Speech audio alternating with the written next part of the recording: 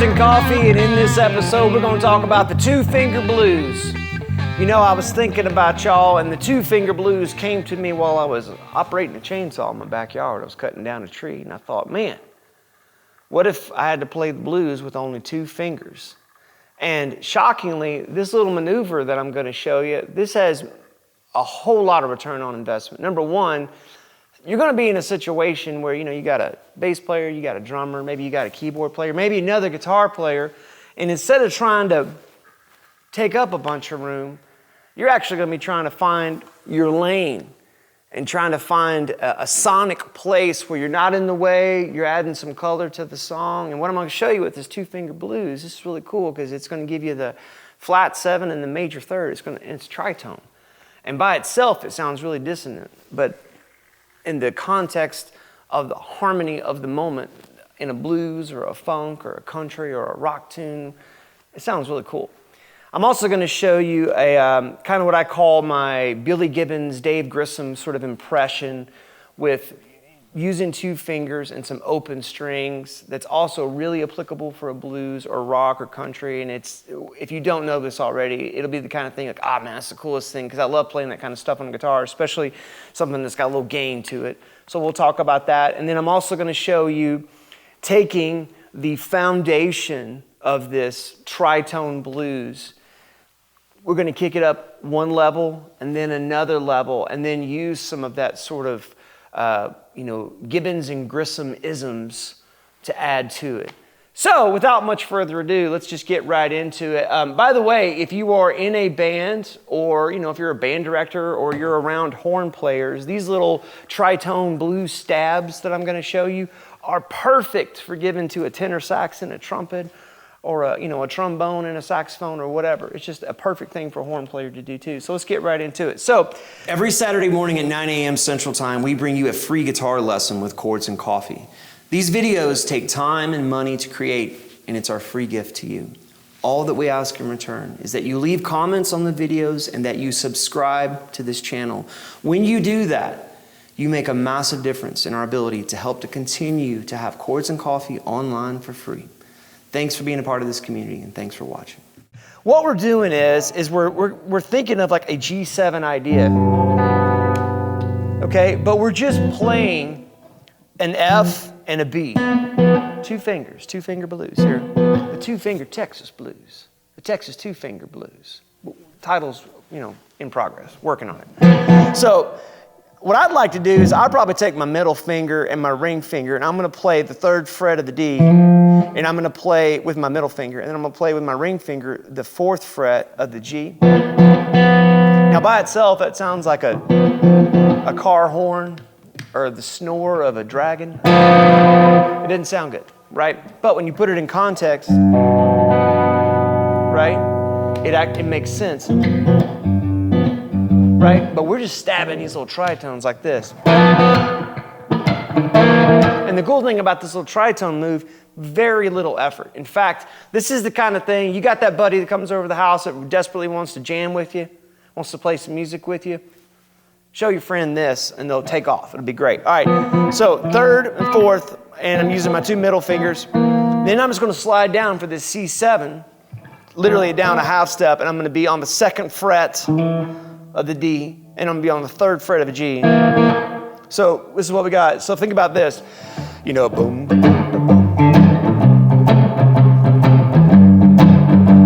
Basic blues in G, except we're going to go.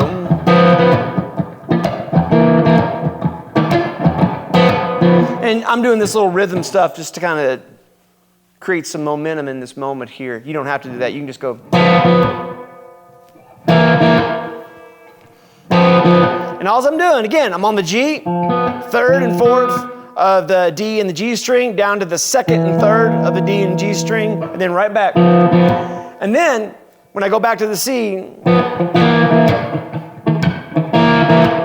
back to the G, up to the D.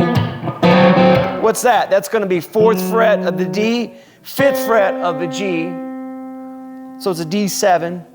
And then down to the C, or you can just go slide right into it there, right where we were at before, and then back to the G. Now, G7, C7, D7, all in quotation marks, because it's really just these little interval stabs, these tritones of a flat 7 and a major third together that is adding color to the chord. It really works out nice, especially if somebody's playing a basic kind of boogie-woogie thing.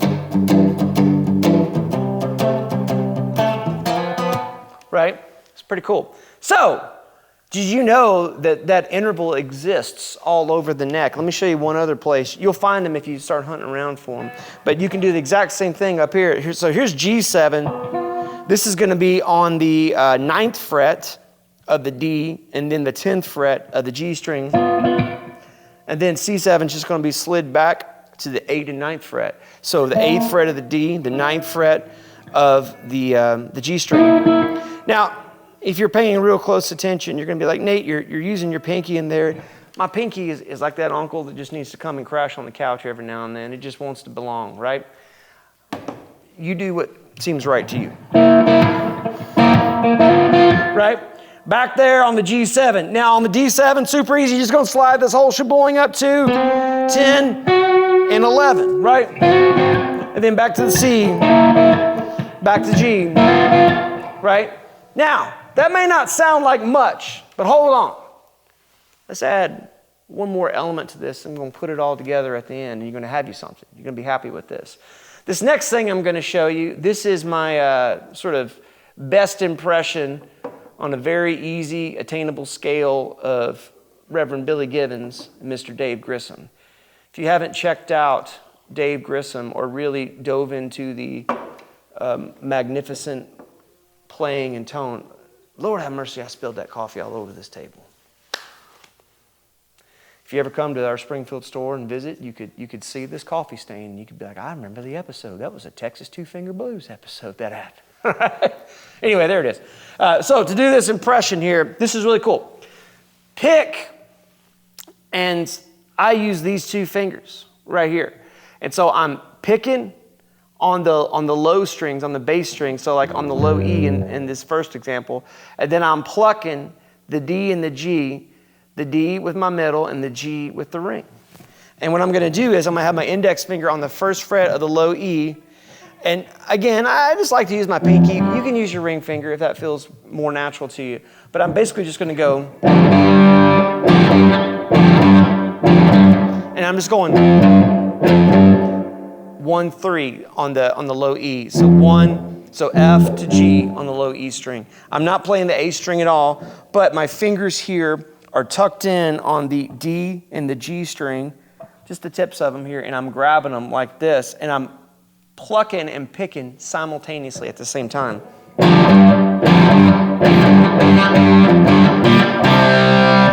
Kind of reminiscent, sort of a kissing cousin of cheap sunglasses, that kind of thing. So that's the G. And if that feels weird, do that for like 10 minutes, and all of a sudden the mechanics of that will make a whole bunch of sense to you. Because you just do the exact same thing on the C string, or on the C chord. I have C9 written here because we're playing a B flat on the 1st fret of the A to the 3rd fret of the A on that C natural note, but we've got a D and we've got a G, and we're plucking them with the same 2 fingers. So there's a moment where all this kind of collides, where it's a little C9-ish, but that's in quotation marks because it's just kind of a C riff thing. So again, and I'm just playing them at the same time. So, and then for the D, the mechanics of how I would do this, I would definitely use my middle finger, and I'm going to kind of slide from the 2nd fret into the 3rd fret of the A, and then pluck with my little paddle here, my Texas 2-finger paddle, right? And I'm going to have my index finger on the G string of the 2nd fret.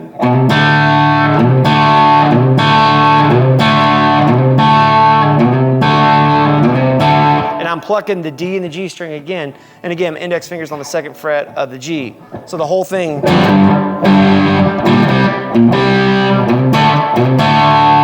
And that's a fun thing to mess around with.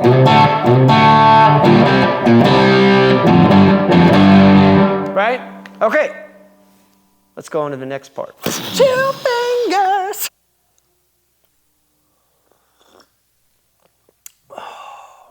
I brewed it good this morning. Woo! You know, if you send me your coffee, I'll drink it. Don't put nothing weird in it, okay? Unless it's like a natural remedy, then let me know what you're remedying, because I might want to keep whatever it is you're trying to get rid of. You never know. All right. Anyway, send me your coffee. I'll drink it. Send it to the Springfield store, 1560 East RAYNELL Place. I'll put the description or the address in the description of this video. And I'll drink your coffee. I bet it's delicious. And then let me know when you're drinking it. Maybe we can plan this at the same time on a Saturday morning, down to the minute. That's an outlandish promise. Let's move on. Okay, so on this part, the same little paddle thing that we were doing here. Now, what you're going to do is you're going to have your index finger. Again, we're trying to keep this 2 fingers the whole time, 2 fingers. We're going to have an index finger on the A string and the D string. And we're going to basically make this little mini bar. And then the way that I do it, I like to use my ring and my pinky to hammer down on the 5th fret of the A and the D. Now, arguably, you could just use your ring finger.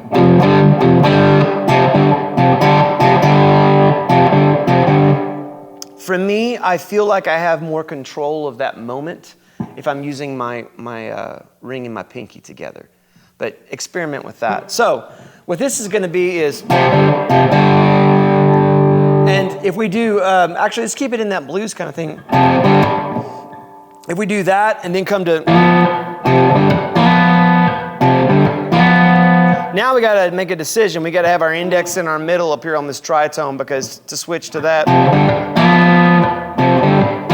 that feels weird, but that feels okay. Now that probably sounds a little, you know, but the truth is, again, with a bass player, it sounds pretty rad, okay? Sounds pretty rad. So we got 3 and 5, or 3 and 3 on the A and the D, to 5 and 5 on the A and the D, to 3 with the index finger on the D string, and then my middle finger is going to be on the G string of the 4th fret. And then the same thing on the C. And that's going to be 3 and 3, but this time I'm going to be on the D and the G strings. And then 5 and 5.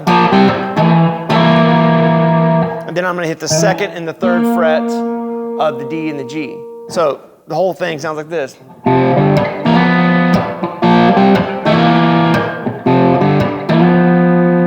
Right? Now, if I want to kind of mix it up a little bit, I could actually add these guys up here, or this guy up here.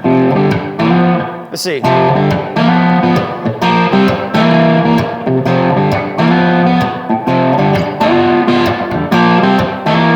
I go to the C, do that again, and come back here, and maybe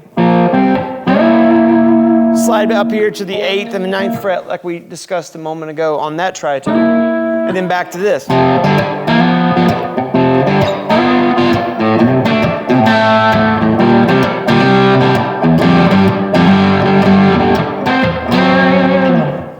There's your blues. Very gritty, very earthy, right? And you saw that little turnaround like we did just a second ago with the Billy Gibbons kind of.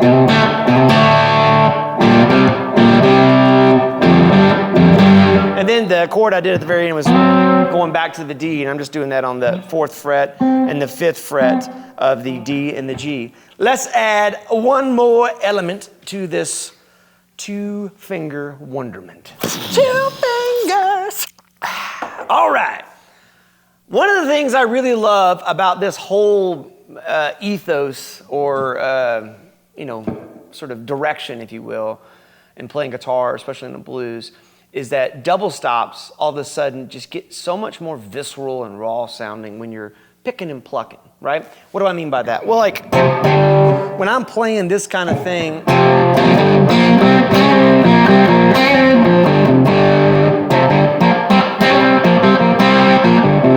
the first time I played it, I used only pick. The second time, I got my fingers involved. That sounds pretty cool, but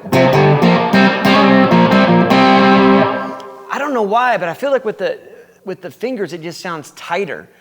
And maybe it's because when and when you play with your fingers, the fingers touching and removing themselves from the strings creates a staccato immediacy to it. And so it just sounds meaty to me. And by the way, this PRS Vela and HX20 or HDRX20 ain't hurting nothing either. I got a Strymon cap for a little bit of echo there too. So what do we got? This lick is going to be 3 and 3 on the A and the D to 5 and 5 on the A and the D. And I'm try plucking it with everything for right now. And then we're going to go 3 and 3 on the D and the G to 5 and 5 on the D and the G, and then 5, 6, 5 on the D and the G. And then 3 and 3, 5, 3, 5, where we started. So 5 and 5, 3 and 3, 5 and 5. Do that again, kind of slow.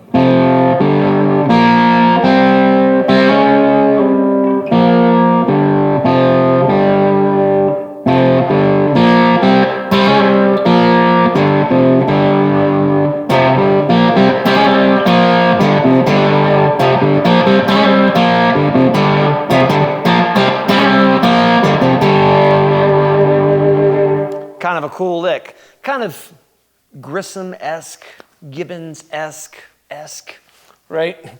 Another thing that I like that I hear sometimes both of those guys doing this sort of thing is if you think about this in the key of G, we're doing a blues in G, and if you think about a G minor pentatonic, again, trying to keep within the realm of 2 fingers.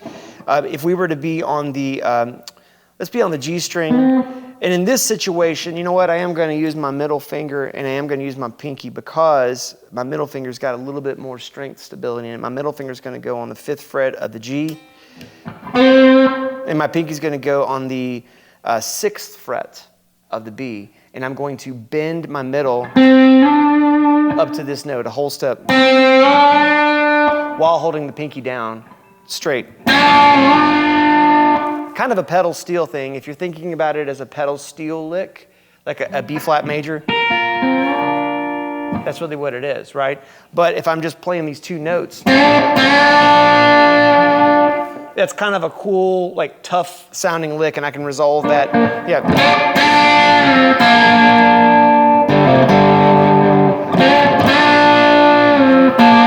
I can resolve that back to 3 and 3 on the G and the B. Right? Pretty cool. Let me give you one more. Exact same thing, but this is kind of cool. This is it's a little tougher to do, but it's good workout for your fingers too. We're going to do this on the D and the G string. So this time you're bending the D up to this note. So it's almost like you're making like a sus4 down to dominant 7. And then do the same thing down, a whole step down on the 2nd fret and the 3rd fret of the D and the G.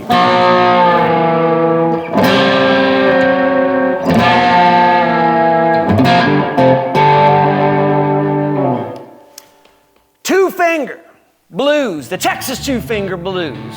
Hey, do you like this sort of thing? Do you have ideas for lessons? Do you have questions that you would love to see manifest themselves into a delicious episode of Chords Coffee that we brew up every Saturday morning at 9 a.m. Central Time? Folks, if you happen to stumble upon this channel, leave a comment, please. Hit that subscribe button. And most of all, before you do anything else, why don't you live your life the best you can with guitar? We'll see you next time.